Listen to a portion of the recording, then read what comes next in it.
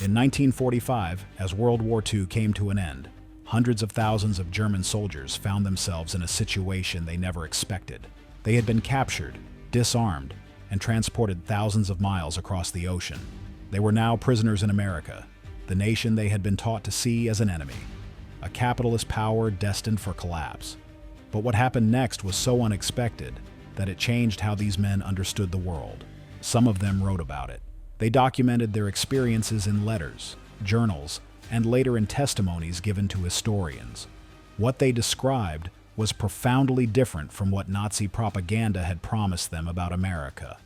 In this video, we explore what German prisoners of war actually experienced in American camps, what they thought about the nation that held them captive, and how their experiences challenged everything they had been taught to believe about the United States. The answers are far more complex and fascinating than you might imagine. To understand what German POWs thought about America, we first need to understand the context in which they were captured and what they had been told to expect. By 1944 and 1945, the tide of World War II had turned decisively against Nazi Germany. The D-Day invasion of June 1944 had established an unstoppable foothold in Western Europe. Soviet forces were advancing from the east, liberating territory and moving toward Germany itself.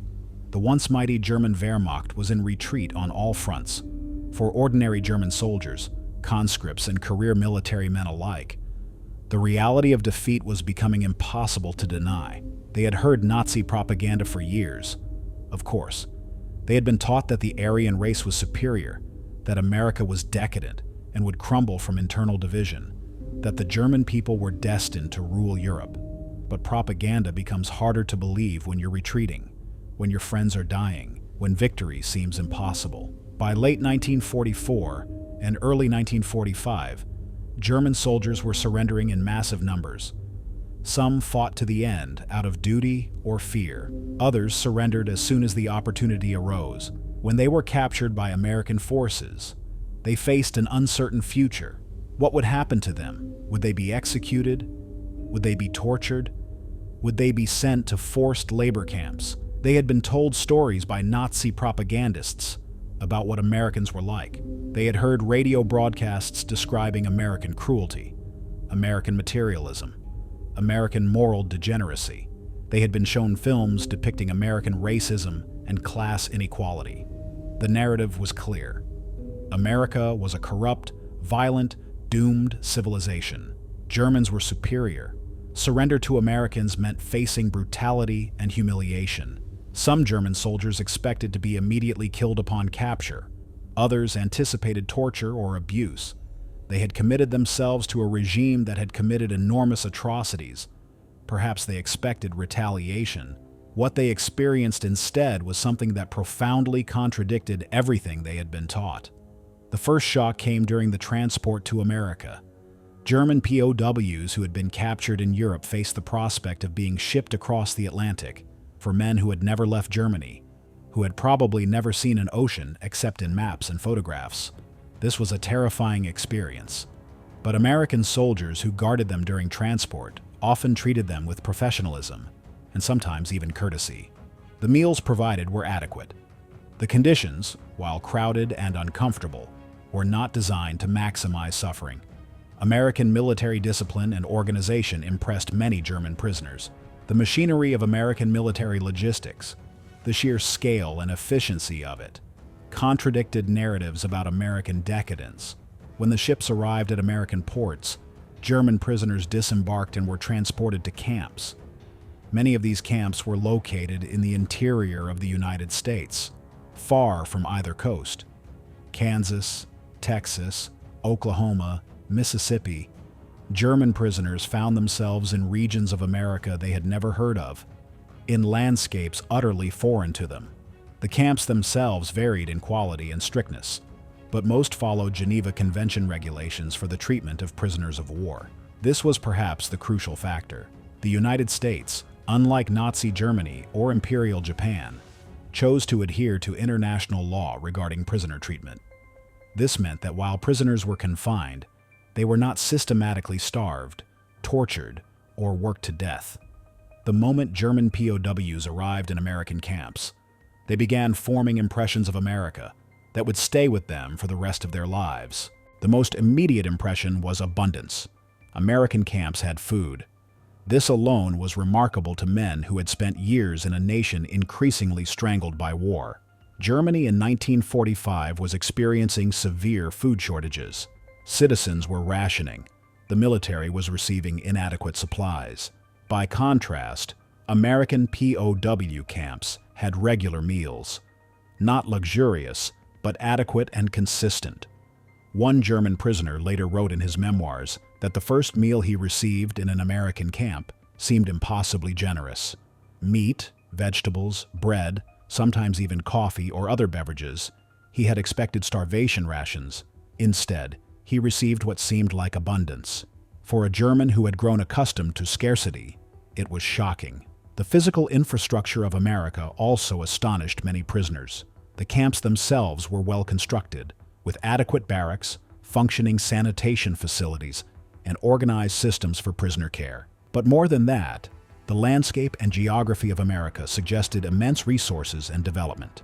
The transportation systems, the railroads, the highways, the electrical infrastructure, the sheer number of factories and industrial facilities visible during transport to camps in the interior, all of this suggested a nation of almost incomprehensible productive capacity. German prisoners had been taught that America was decadent and in decline. What they saw instead was a nation of enormous technological and industrial power. The contradiction between propaganda and reality was stark and undeniable. The guards and American soldiers they encountered were another source of impression. Many German POWs expected American soldiers to be brutal or contemptuous. Instead, they found that American soldiers, while maintaining security and discipline, often treated prisoners with a kind of professional respect. American soldiers would talk to prisoners, sometimes share information about their own families and homes, and generally maintain order through organization rather than violence. Some American soldiers even expressed sympathy for German prisoners. The war was over for these men. They had been captured and defeated. Brutality would serve no purpose. American military culture, influenced by the relative stability and legality of American society, encouraged following rules and regulations rather than ad hoc cruelty. As German POWs spent time in American camps and learned more about American society, one thing became increasingly apparent. America was wealthy. Not just wealthy in national resources, but the average American seemed to possess material goods and comforts that would have been considered luxurious in Germany. Prisoners learned from conversations with American soldiers, from newspapers and magazines they were sometimes allowed to read, and from letters that sometimes reached them about the conditions of ordinary American life. Americans had automobiles, not rare luxury items, but relatively common possessions. American cities had electricity, running water, modern sanitation in even poor neighborhoods. American workers had regular wages and could purchase goods on an open market without severe rationing or scarcity. This contradicted Nazi propaganda in fundamental ways. The Nazi regime had portrayed capitalism as inherently unstable and America as a nation in economic crisis. Certainly, the Depression had affected America in the 1930s, and this was part of Nazi narratives about American decline. But by 1945, the American economy was functioning at extraordinary levels of output. America was producing an enormous volume of military equipment. Consumer goods were available, and employment was high. German prisoners, by contrast, came from a nation where the economy had been completely subordinated to military production. Consumer goods were scarce. The infrastructure of German society had been damaged by Allied bombing campaigns. Food was rationed and increasingly inadequate. Some German prisoners began to realize that Nazi propaganda about America had been fundamentally dishonest. America hadn't collapsed from internal contradictions. America had proven capable of enormous industrial and military output. American workers had material comforts that German workers did not enjoy. This realization was disorienting. If Nazi propaganda about America was wrong, what else had been propaganda? If America was genuinely more prosperous than Germany, what did that say about the superiority claims of Nazi ideology? The actual conditions that German POWs experienced in American camps varied depending on location, time period, and the specific commandant in charge. However, historians who have studied surviving records and testimonies have found that American camps generally maintained reasonable standards. Food rations were adequate. Medical care was provided, sometimes to a standard that German prisoners considered surprisingly good. They were not forced into hard labor in conditions of extreme exploitation. They had time for recreation, reading, education, and social interaction with fellow prisoners. Some camps had dramatic differences in quality. Camps in harsh climates, like those in the desert Southwest, were uncomfortable. Camps in more temperate regions were generally more pleasant. Some camps had commandants who were strict but fair. Others had commandants who were more lenient or more flexible in their interpretation of regulations. But compared to what German prisoners might have experienced in similar situations under Nazi or Japanese military authority, American camps were remarkably humane. German POWs were sometimes employed in labor details, farming work, road construction, factory labor. But these were typically compensated with payment in camp scrip that could be used to purchase items from camp stores. The work was not designed to break prisoners or extract maximum labor through exploitation. It was work that contributed to the war effort and camp functioning. And prisoners were generally treated as workers rather than as exploited slave labor. This stood in stark contrast to German treatment of Soviet prisoners of war. Soviet POWs captured by Germans were treated with deliberate cruelty and brutality. Many were worked to death or deliberately starved. The death rates for Soviet prisoners in German camps were staggering. The contrast between this and American treatment of German prisoners was profound. Some German prisoners became aware of this contrast through conversations or through learning about how other German prisoners were being treated by other nations. The realization that they were being treated better than Germany would have treated captured enemies was another blow to Nazi ideology. It suggested that the moral superiority claimed by Nazis was not supported by actual behavior. One of the most interesting aspects of German POW experience in America was the degree of social integration that sometimes occurred. Prisoners were not completely isolated from American society. Prisoners worked in camps and on labor details. They interacted with American soldiers. In some cases, they had limited contact with American civilians. These interactions often produced genuine human connections that crossed the lines of war and nationality. American soldiers who guarded prisoners sometimes found that the prisoners were ordinary men, farmers, factory workers, students who had been conscripted into the German military. They shared common experiences and common humanity, despite being on opposite sides of a global conflict. American civilians who encountered prisoners, through labor details in agriculture or other industries, sometimes treated them with friendliness, or at least civility. German prisoners were often surprised by this. They had expected to be treated with contempt as representatives of an enemy nation. Instead, they encountered Americans who were curious about them, sometimes sympathetic, sometimes simply indifferent to their status as prisoners. Letters that prisoners sent home or received from family members often commented on the kindness of Americans. Prisoners described instances where American civilians had shared food with them, engaged in conversation without hostility, or simply treated them as human beings, rather than as representatives of an evil empire. These experiences created cognitive dissonance for many German prisoners. The Americans they encountered in person were often kind, decent people. Their lives seemed comfortable and normal. They expressed values that contradicted Nazi descriptions of American degeneracy. They seemed committed to family, work, and community in ways that contradicted propaganda. Some prisoners developed genuine friendships with American soldiers or civilians. These relationships, while constrained by the situation of captivity and war, created personal bridges between enemy combatants. After the war, some of these friendships continued through correspondence, and in some cases through visits or further contact. German prisoners, particularly those from rural areas or smaller German cities, had limited exposure to diversity. Nazi ideology emphasized racial purity and portrayed diversity as a weakness. America was described as a nation corrupted by racial mixing and cultural conflict. What German prisoners encountered in America was indeed a diverse society. But what they observed was often different from Nazi descriptions. American cities had populations of different ethnicities and races, but the society functioned. Americans of different backgrounds worked together, lived together in cities, engaged in commerce and social interaction. Some prisoners encountered African Americans for the first time. This was sometimes complicated. American military and society in 1945 was still segregated.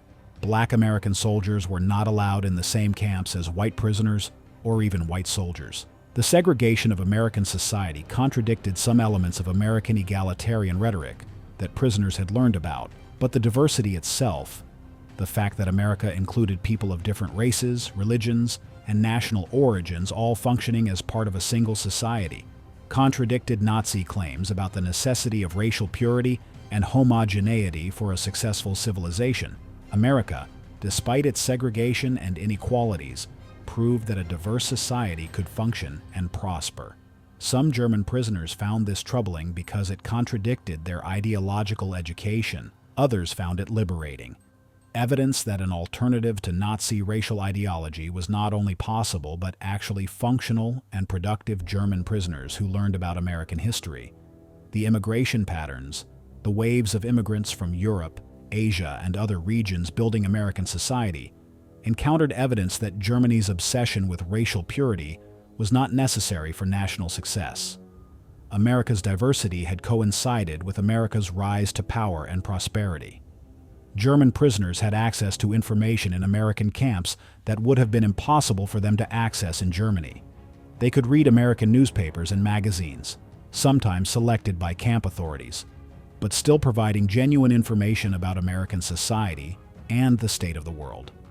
They learned about American politics, American culture, American sports, American entertainment. Some camps had radios where prisoners could listen to broadcasts. Some prisoners were allowed to listen to German-language broadcasts from America, which were produced as part of American propaganda and psychological warfare efforts against Nazi Germany.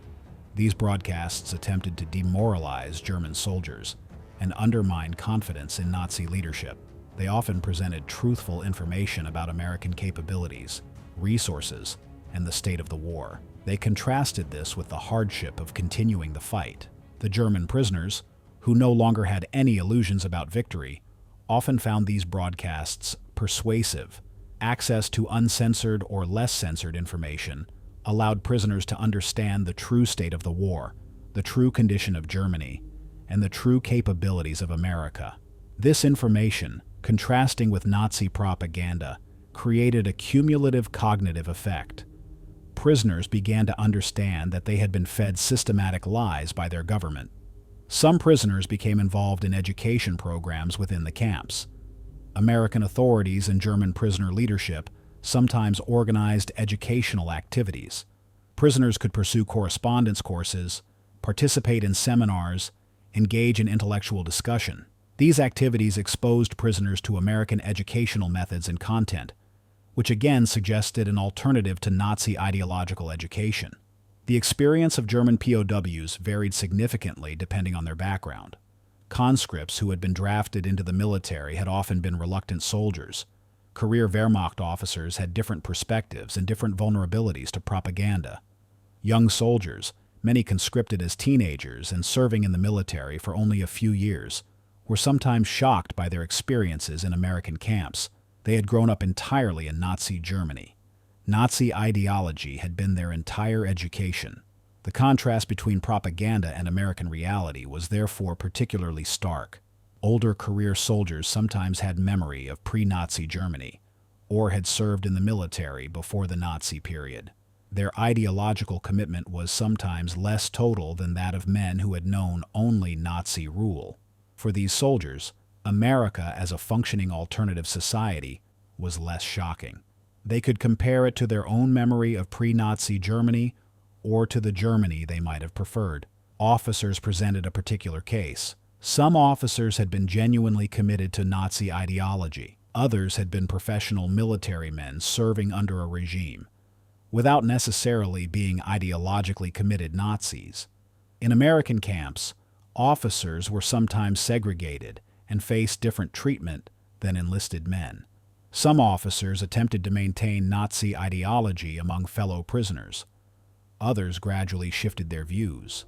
The experience of soldiers who had been part of the SS or other Nazi Party military organizations was sometimes different. These soldiers had been more thoroughly indoctrinated and were often more ideologically committed. Their encounter with American reality was sometimes more traumatic, as it directly contradicted the worldview they had committed themselves to. But across all these groups, the common thread was that American reality contradicted Nazi propaganda about America. Whatever their previous beliefs, prisoners were confronted with evidence of American strength, prosperity, and relative decency that didn't fit the narratives they had been taught. After the war ended and prisoners began to return to Germany or settle elsewhere, many of them reflected on their experiences. Some wrote memoirs or gave testimony to historians. These post-war reflections provide insight into how their experiences as POWs in America had shaped their thinking. Many former prisoners expressed gratitude for the treatment they had received. They contrasted American treatment with stories they had heard of German or Japanese treatment of prisoners. They expressed appreciation for American professionalism and adherence to the Geneva Conventions. More significantly, many prisoners indicated that their time in America had changed their understanding of the world and had contributed to their process of denazification. The denial of Nazi ideology wasn't always immediate or complete. Some continued to harbor German nationalist sentiments or other elements of Nazi thinking. But the systematic contradiction between Nazi propaganda and American reality had created cracks in their ideological worldview. Some former prisoners chose to stay in America after the war, becoming American citizens or permanent residents. Others returned to Germany and became part of the post-war reconstruction effort. Some became prominent in business, culture, or other fields in Germany or other countries. Across interviews, testimonies, and memoirs, a consistent theme emerges. German POWs were surprised by America. They expected cruelty and found professionalism. They expected decadence and found prosperity. They expected moral degeneracy and found functioning communities with values they could recognize and respect.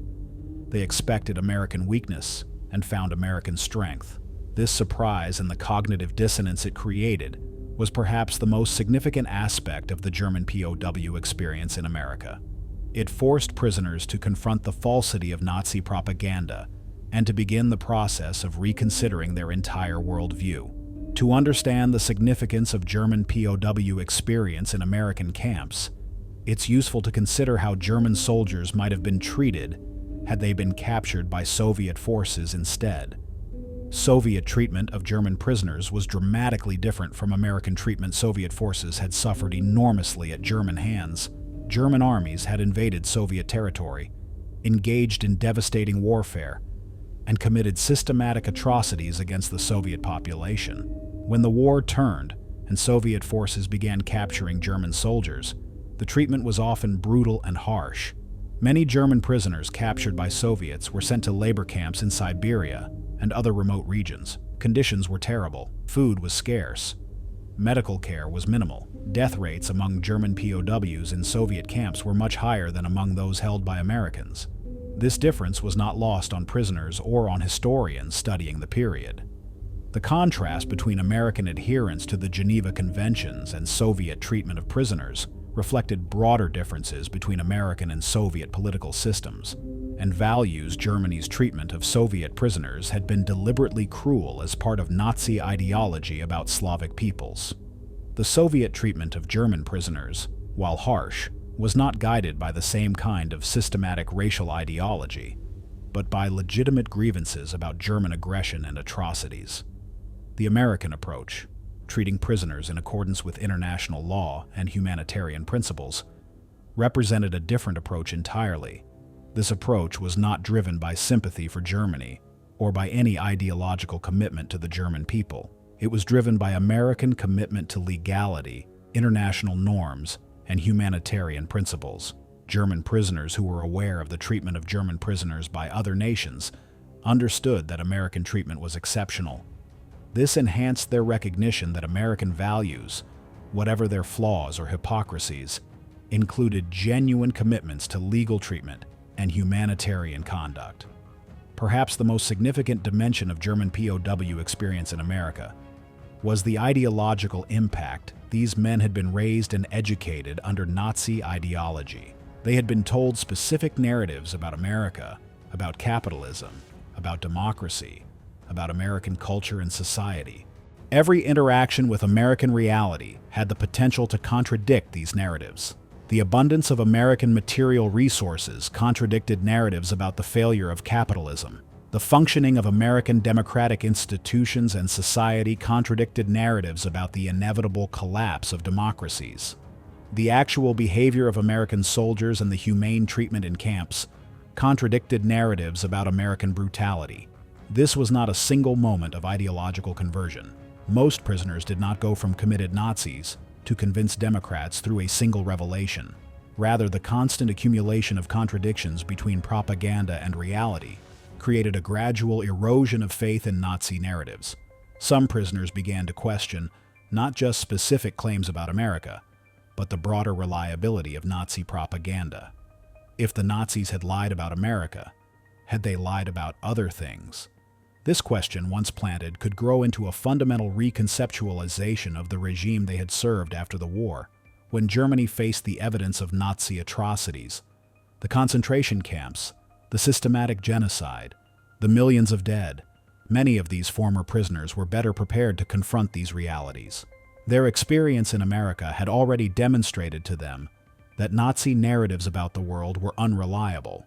This made it easier to accept evidence about Nazi crimes and to begin the process of confronting the nature of the regime they had served. The collective experience of German POWs in American camps had ripple effects that extended beyond the individual prisoners. Many of these men returned to Germany as part of post-war reconstruction. They brought with them personal experiences and changed perspectives. Letters from American camps had sometimes reached Germany before the war's end. Families heard from prisoners that conditions were not as dire as might have been feared. Stories circulated about the surprise many prisoners felt at American treatment and American resources. After the war, returning prisoners shared their experiences with families, colleagues, and communities. Over time, personal testimony from men who had been prisoners in America contributed to changing German perceptions of America and Americans. This didn't eliminate German grievances about American policies or American military actions, but it did create a layer of personal connection and testimony that America was not the decadent, doomed civilization that Nazi propaganda had described. Instead, America was revealed as a nation of considerable prosperity, strength, and, in the view of many former prisoners, admirable principles regarding law and humane conduct. This testimony from returning prisoners likely contributed to the possibility of post-war reconciliation between America and West Germany. Rather than a population filled with hatred toward their captor nation, Germans had instead a population that included significant numbers of men who had experienced American POW camps and had been impressed by American organization, prosperity, and treatment of prisoners. Decades after the war ended, former German prisoners who had been held in America continued to reflect on their experiences. Some wrote memoirs or gave interviews to historians. These reflections, often produced many years after the war, sometimes 20, 30, or even 40 years later, provide intimate insight into how the experience had shaped their consciousness and their lives.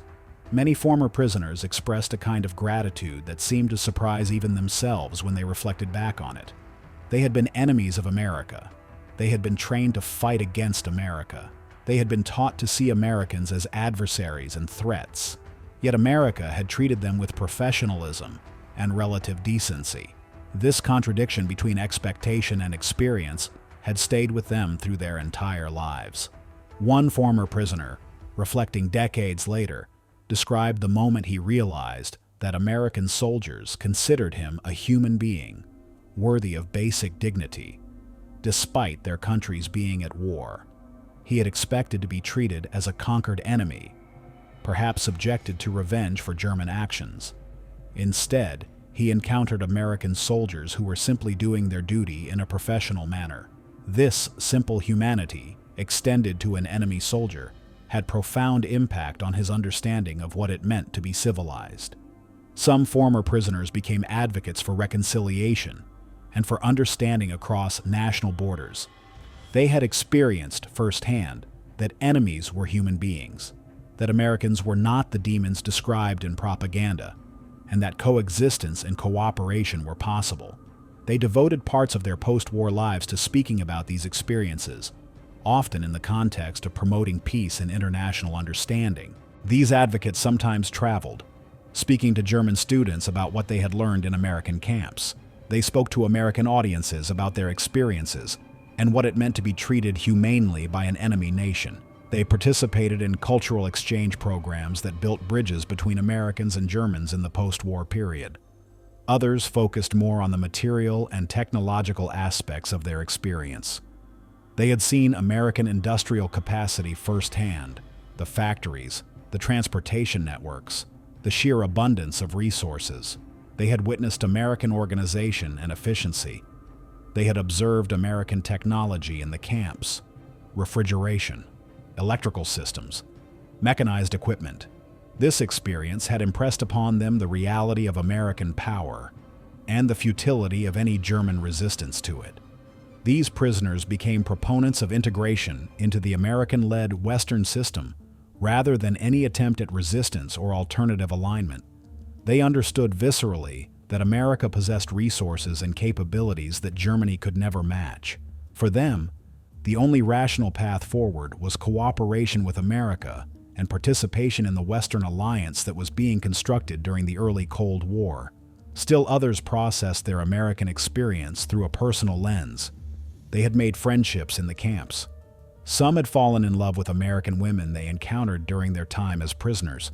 These personal relationships created lasting bonds that extended beyond the war and beyond the period of captivity. Some prisoners decided to stay in America after the war. They chose to become American citizens rather than return to Germany. They married American women, raised American families, and built lives in the country that had held them as prisoners. For these men, their experience in American camps had been so profoundly positive that they saw America as a better future than a Germany in ruins. Others returned to Germany, but maintained connections through letters, through occasional visits as travel became easier in the post-war period, through following the progress of the American-German relationship. They became unofficial ambassadors in a sense, maintaining personal ties that symbolized the reconciliation happening at the national level. The experience of being a POW in America became, for many German soldiers, a pivotal moment in their personal development and worldview. It had forced a confrontation with propaganda, the realization that what they had been told about America was false. It had revealed the unreliability of government narratives. If the government lied about this, what else had been lied about? It had exposed them to the actual complexity of the world beyond the borders of their homeland. The understanding that the world was more nuanced, more prosperous, more complicated than totalitarian ideology allowed for. This experience became, in many cases, the beginning of a lifelong journey of reconsidering their entire past. Some former prisoners spent years or decades thinking about what it all meant.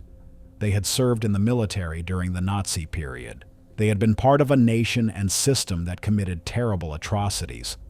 They had believed, or at least accepted, propaganda that was systematically false. The American experience had shattered the ideological framework through which they understood the world. Rebuilding that framework, learning to think critically, learning to evaluate evidence rather than accept propaganda. This was a lifelong project for many of them. The experience of German POWs in American camps has broader historical significance beyond the individual stories of the prisoners themselves. It demonstrates the importance of adhering to international humanitarian law and treating prisoners in accordance with established conventions. The American choice to treat prisoners humanely, despite the brutality of Nazi Germany and Japan, represented a commitment to universal principles of human decency that transcended the specific conflict. This commitment had practical consequences. German soldiers were more likely to surrender to American forces. knowing they would be treated in accordance with Geneva Conventions. This contributed to shorter campaigns and fewer casualties overall, even though this outcome was not necessarily the primary motivation for humane treatment. The experience also demonstrates the power of reality over propaganda. Nazi propaganda about America was extensive and pervasive, but it could not withstand the confrontation with actual American society and American conduct. This illustrates why totalitarian regimes must work so hard to control information and prevent citizens from encountering alternative realities. Reality itself is subversive of propaganda. The German POW experience in America also contributed to post-war reconciliation and integration. The Cold War that followed. World War II created a new alliance structure, with West Germany aligned with the United States against the Soviet Union. The fact that German soldiers had experienced American captivity and had been impressed by American conduct made this alliance more palatable and more natural than might otherwise have been the case. The experience of German prisoners in American camps became, in retrospect, one of the success stories of the American approach to warfare and prisoner treatment. It demonstrated that treating enemies humanely during conflict could contribute to peace and cooperation after conflict. German prisoners of war held in American camps during and after World War II had an experience that contradicted everything Nazi propaganda had told them about America. They expected to encounter a decadent, doomed civilization in decline. Instead, they encountered a nation of remarkable prosperity, technological sophistication, and military power. They expected to be treated with cruelty and brutality. Instead, they were treated in accordance with international humanitarian law, with adequate food, shelter, and medical care. This experience created cognitive dissonance that forced many prisoners to reconsider their entire worldview. If Nazi propaganda about America was false, what else had been propaganda? This question, once asked, opened the door to a broader reconsideration of Nazi ideology and Nazi narratives about the world. The cumulative effect of German POW experience in American camps was a contribution to the process of denazification. The prisoners who had been most thoroughly indoctrinated by Nazi ideology encountered evidence of an alternative way of organizing society. A society built on capitalist economy, democratic institutions, and humanitarian principles, yet functioning and prosperous. After the war, these former prisoners carried their experiences with them. They returned to Germany. They spoke about what they had experienced. They became part of a German population that had been forced to confront the reality of Nazi defeat and the reality of the world beyond Nazi Germany. Their personal testimony contradicted the last hopes that some Germans harbored for Nazi ideology. America had proven itself strong and capable. America had proven itself to have principles worth respecting. America had proven itself to be an alternative to Nazism that was viable and in many ways admirable. The experience of German POWs in American camps represents a remarkable moment in history where the collision between propaganda and reality created the possibility for changed minds and changed futures. The prisoners had been trained to see Americans as enemies, but through their experience as prisoners in America, many of them came to see Americans as worthy of respect and as representatives of a civilization that, whatever its faults, was fundamentally superior to the civilization they had served. If you enjoyed this video, please like and subscribe to our channel so you never miss out on more history documentaries.